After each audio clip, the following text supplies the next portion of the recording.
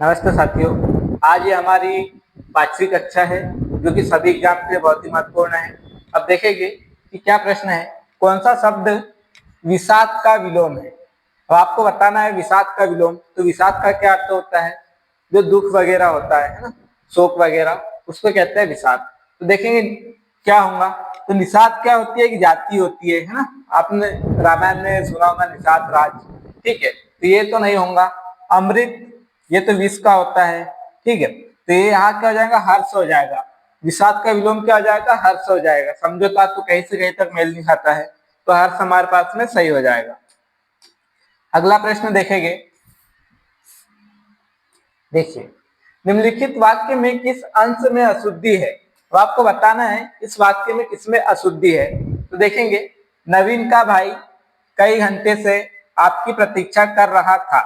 ये मान लो एक वाक्य है, इसको टुकड़ों में बांट दिया है। तो आपको कहाँ पे इसमें अशुद्धि दिख रही है बताइए। अब देखिए, यहाँ क्या बोला है, कई बोल दिया।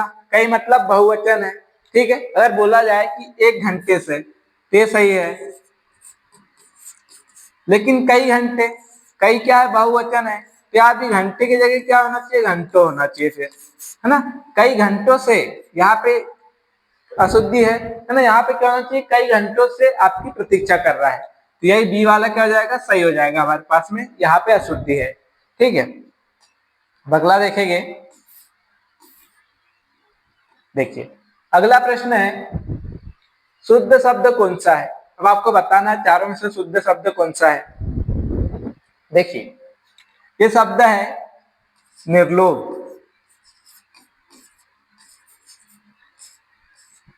ठीक है। शब्द क्या होता है, लोभी होता है। लेकिन इसमें जैसे ही निर लग जाता है, तो ये जो ई है इसका लोप हो जाता है और ये शब्द बनता है निर्लोभ। निर्लोभी शब्द कैसा है, अशुद्ध है। इसका शुद्ध शब्द क्या है, निर्लोभ होता है। वैसे प्रज्वलित, ये शब्द बना है प्र और ज्वलित। अब ज्वलित में देखिए यहाँ पे क्या है, एक ही ज है आधा, या डबल ज लगा दिया। देखिए, उज्जवल होता है तो उसमें डबल ज होता है। कैसे, क्योंकि देखिए शब्द होता है ज्वल, अगर इसमें आप प्र जोड़ोगे तो ये क्या बनेगा, प्रज्वल बन जाएगा। अगर से आप इसमें उद जोड़ोगे, ठीक है, मूल उपसर्ग उद होता है, अगर उद ना हो तब आप उत मान सकते हो, ठीक है। और जल, तो ये शब्द क्या बनेगा, ये बनेगा उज्जवल। द या त किसमें बदल जाएगा, ज को देख के ज में, तो डबल ज होता है उज्जवल में। लेकिन प्रज्वलित में एक ही ज होगा, ठीक है। तो यहाँ पे वाला डबल ज नहीं, यहाँ क्या होगा, ये शब्द बनेगा सही वाला प्रज्वलित। ये भी अशुद्ध है। दंपत्ति, ये शब्द भी अशुद्ध है। ये शुद्ध कैसा होता है, दंपति, एक ही तरह रहेंगे और बड़ी ही रहेगी। प्रकुपित, ये शब्द सही है। बाकी तीनों गलत है, इनके शुद्ध रूप मैंने बता दिया आपको।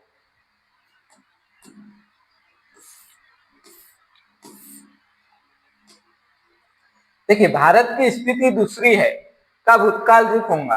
अब एक काल का प्रश्न है, आपको भूतकाल बनाना है, ठीक। भारत की स्थिति दूसरी है, तो इस वाक्य को आपको किसमें बदलना है, भूतकाल में बदलना है। तो क्या बनेगा, भारत में ऐसी स्थिति थी। देखो, ये भूतकाल वाक्य है, लेकिन यहाँ पे की स्थिति दूसरी है, और यहाँ पे क्या, भारत में ऐसी स्थिति, तो वाक्य बदल दिया, तो ये वाक्य तो होगा ही नहीं, ठीक है। भारत में स्थिति दूसरी थी, ये भी नहीं होगा। इसमें की बात की है, हम इसमें में ले जा रहे हैं। देखिए, भारत की स्थिति दूसरी थी, तो थर्ड वाला कैसा हो जाएगा, सही हो जाएगा। और चौथे में क्या गलती है, भारत में स्थिति ऐसी थी, यहाँ भी में हो गया, वाक्य बदल दे रहे हैं, ठीक है। तो हमारे पास में तीसरा वाला सही हो जाएगा।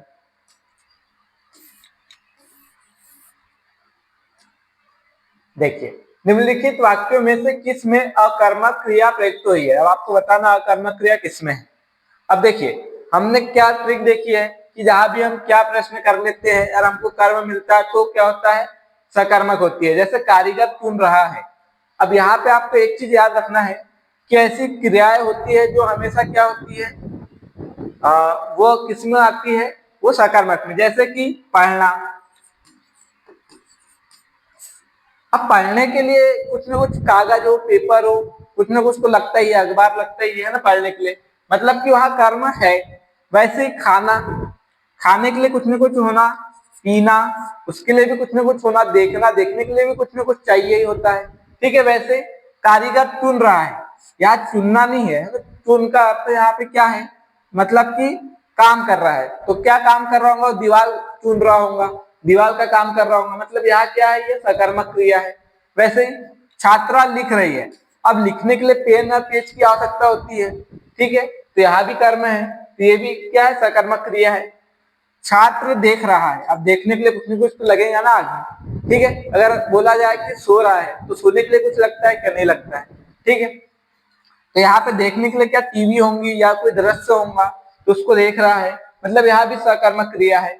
अब देखिए शिशु खेल रहा है, अब शिशु मतलब कि जो छोटा बच्चा होता है, अब वो क्या कोई क्रिकेट खेलेगा, फुटबॉल खेलेगा, नहीं, वो नॉर्मली खेलता है उसका खेल, तो उसको यही कहते हैं कि क्या कर रहा है, खेल रहा है, तो इसमें कोई कर्म है क्या, नहीं है, तो यहाँ क्या हो जाएगा, अकर्मक। तो डी वाला कैसा हो जाएगा, सही हो जाएगा।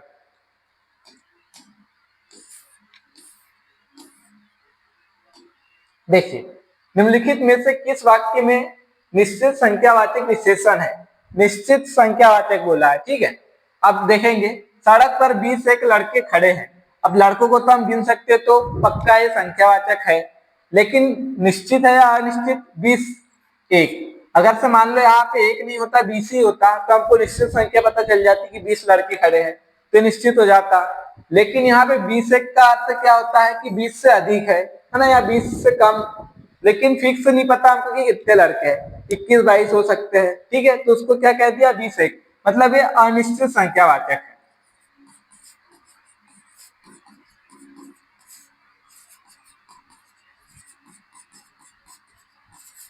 ये अनिश्चित संख्यावाचक। वह ढेर सारी मूंगफली खा गया, मूंगफली क्या है, परिमाणवाचक है, और ढेर मतलब कि अब ढेर में हम पता नहीं लगा सकते हैं, कोई संख्या ही नहीं है, तो ये क्या है, अनिश्चित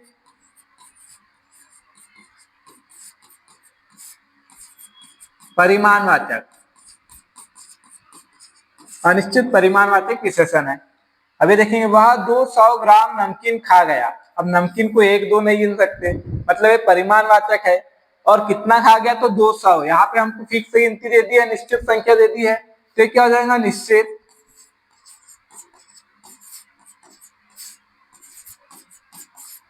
परिमाणवाचक विशेषण। मेरे पास 2 दर्जन साड़ियां है, 2 दर्जन मतलब कि 24, और साड़ियां गिन सकते हैं, है ना, 2 दर्जन मतलब कितनी होगी, 24, मतलब हमको यहाँ निश्चित संख्या भी पता है, तो ये क्या हो जाएगा हमारे पास में, निश्चित संख्यावाचक।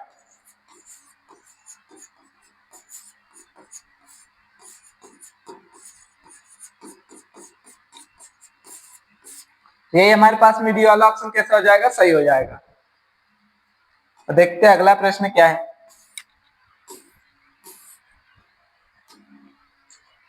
मध्यम पुरुष सर्वनाम का उदाहरण है, अब आपको बताना है इसमें से मध्यम पुरुष सर्वनाम कौन सा है। तो देखिए वह और यह, ये क्या हो जाएगा, वह अन्य पुरुष हो जाएगा, और यह क्या हो जाएगा, निश्चित वाचक सर्वनाम हो जाएगा। मैं और मुझे क्या हो जाएगा, उत्तम पुरुष हो जाएंगे।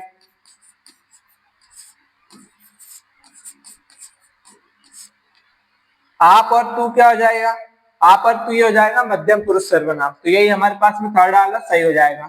और स्वयं और खुद क्या हो जाएगा, ये हो जाएंगे हमारे पास में निजवाचक सर्वनाम हो जाएंगे। अगला प्रश्न देखेंगे।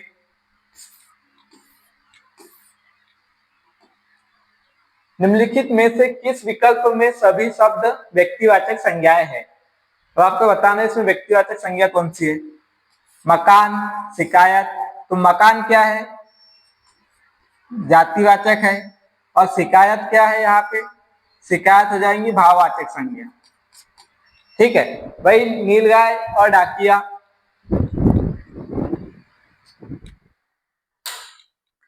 देखिए नीलगाय और डाकिया है ना, तो नीलगाय क्या है हमारे पास में, ये जातिवाचक हो गई, और डाकिया क्या हो गया, ये भी जातिवाचक हो गया।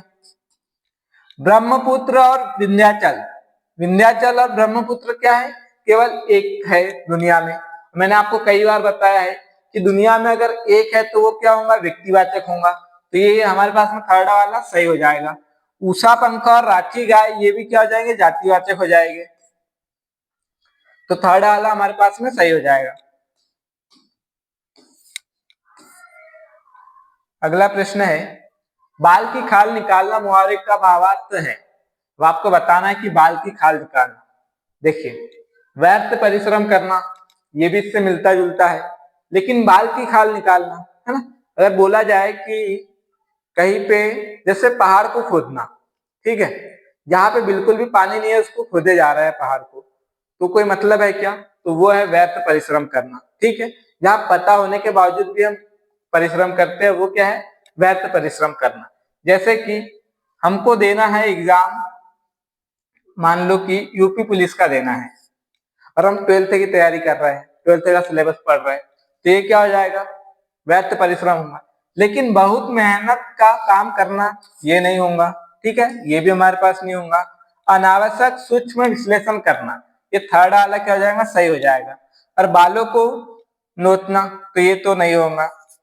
अनावश्यक सूक्ष्म विश्लेषण करना मतलब बाल की आप खाल निकालेंगे तो क्या मिलेगा, बाल इतना बारीक होता है उसकी खाल ही नहीं होती है। तो वही होता है कि जहां पे जरूरत ना हो, कोई आवश्यकता नहीं है, फिर भी उसका हम बारीकी से बारीक क्या कर रहे हैं, विश्लेषण कर रहे हैं, तो उसको कहते हैं बाल की खाल निकालना।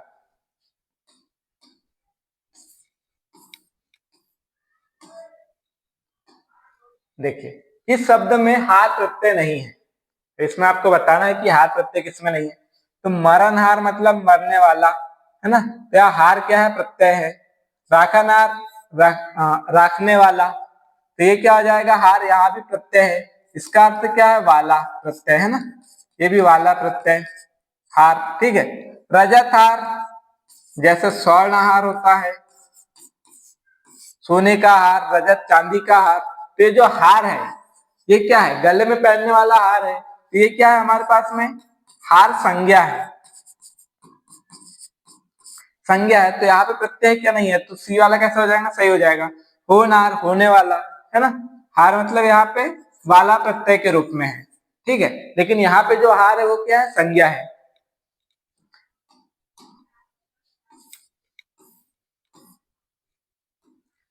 देखिए, निम्नलिखित में से कौन सा शब्द तत्सम है, मैं आपको बताना तत्सम शब्द कौन सा है। तो चौका, ये तद्भव है, इसका होता है चतुष, है ना, ये हो जाएगा कोक, कोक का क्या होता है, कुक्ष होता है, तत्सम। लेकिन दक्षिण क्या है, तत्सम शब्द है, तो सी वाला कैसा हो जाएगा, सही हो जाएगा। और इसका जो तद्भव होता है दाहिना।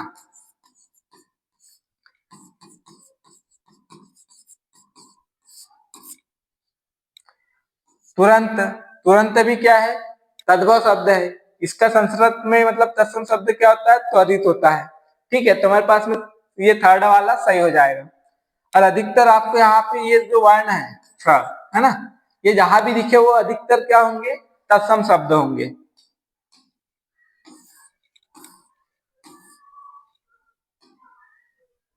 स्वयं को मारने वाला वाक्यांश के लिए उपयुक्त शब्द है, बताइए इसके लिए क्या शब्द होगा। आत्मोसर्ग, ये होगा क्या, नहीं होगा, है ना। इसका ये किसका होता है, मतलब स्वयं को त्यागना, ठीक है, उसके लिए होता है ये। आत्मघाती, आत्महत्या या आत्मश्लाघा, तो क्या होगा, तो आत्मघाती होगा स्वयं को मारने वाला, ठीक है। और आत्महत्या क्या होता है, स्वयं को मारना, ये होता है आत्महत्या। और स्वयं को मारने वाला ये क्या हो जाता है, आत्मघाती हो जाता है, ठीक है। आत्मश्लाघा का क्या अर्थ हो जाता है, स्वयं की जो तारीफ करे, ठीक है, उसको कहते हैं।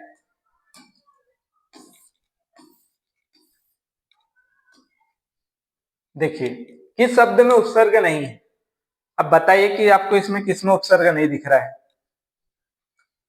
ये शब्द है बद स्तूर, है ना। अब ये देखिए, आपने दस्तूर सुना होगा, है ना, दस्तूर यही दुनिया का दस्तूर है, ठीक है। इसमें क्या लग गया, ब उपसर्ग लग गया, तो यहाँ पे क्या है, ब उपसर्ग है, ठीक है, तो पहले में है। जबान सुना होगा, तो इसमें क्या उपसर्ग लग गया, बद, जबान, सरताज और सर दर्द। ठीक है, तो ये क्या है सर, ये सर है फारसी का, इसका अर्थ होता है अच्छा, है ना, जो अच्छा ताज है उसको कहते हैं सरताज। तो यहाँ भी उपसर्ग है, लेकिन ये सर दर्द, दर्द किसमें है, सर में है, तो सर क्या है यहाँ पे, सर संज्ञा है ना कि कोई उपसर्ग है। तो ये हमारे पास में चौथा कैसा हो जाएगा, सही हो जाएगा। अब अगला प्रश्न देखेंगे,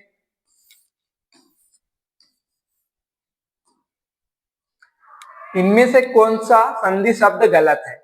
अब बताना आपको संधि शब्द कौन सा गलत है। तो चित्त और मैं, तो ये बन जाएगा चिन्मय, ये भी सही है ना। सत और मार्ग, ये सदमार्ग बना। सत और जन, ये सज्जन बना। सत और गति, ये सदगति बना। अब देखिए यहाँ पे गलती है, बी वाला सही हो जाएगा, क्योंकि देखिए क्या है, त है, इसके बाद क्या है, म है, यहाँ भी क्या है, त है, त है, तो ये त किस में बदला, ज में बदला, यहाँ का त द में बदला। तो इसको देख के यहाँ पे द नहीं करना है, क्योंकि यहाँ म क्या है, पंचमा अक्षर है, तो इसको देख के ये त किस में बदलेगा, इसके पंचमा अक्षर मतलब कि न में बदलेगा। तो ये बनना चाहिए था सन्मार्ग, तब सही होता है। यहाँ पे क्या गलत है, तो बी वाला हमारे पास में सही हो जाएगा, क्योंकि क्या पूछा है, गलत पूछा है, तो गलत वाला यही है।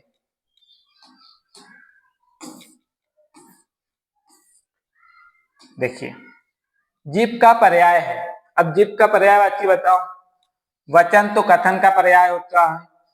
रसना है ना, जो रस का स्वाद ले उसको कहते हैं रसना, और जीभी लेती है, तो बी वाला सही हो जाएगा। ध्वनि, ये नहीं होगा, ठीक है। जीव, ये भी नहीं होगा, तो इस प्रकार से बी वाला सही हो जाएगा। ये अंतिम प्रश्न था हमारे पास में, तो आज की क्लास यहीं पे समाप्त करते हैं। अगर आपको लगता है कि और कोई टॉपिक के प्रश्न लाना चाहिए, या फिर टॉपिक वाइज प्रश्न करवाना चाहिए, या फिर किसी टॉपिक को समझाना है, तो कमेंट में जरूर बताएं। धन्यवाद।